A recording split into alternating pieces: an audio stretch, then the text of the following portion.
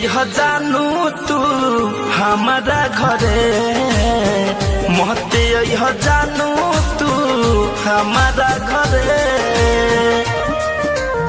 sound recording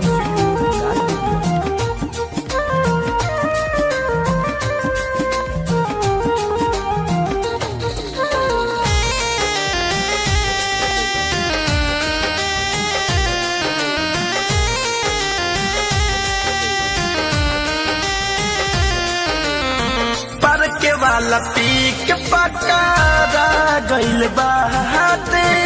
हला भइल घर में राते मैला गलडाटे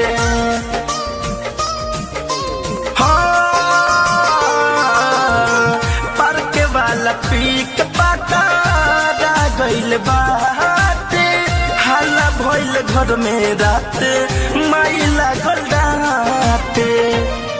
हम कैद में बानी राजा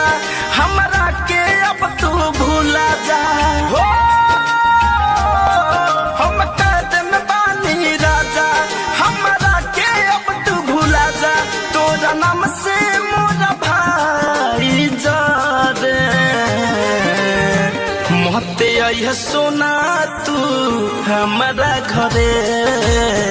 महते आई राजा तू हमारा घरे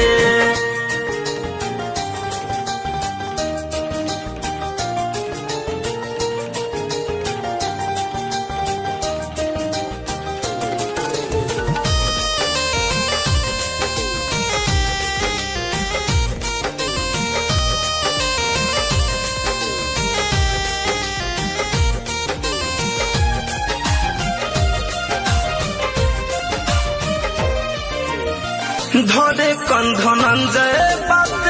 सुन महेश हो लगता कि अब तुझसे होई ना मिलन हो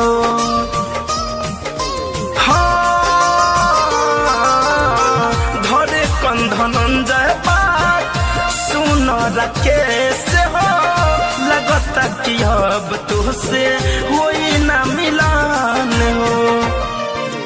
सुन के दिल घबराता शादी ला दुल्हा खो जाता सुन के दिल घबराता शादी ला दुल्हा खो जाता सारा घर के लोग जुलुम करे महते यह जानू तू हमारा घरे महते यह सोना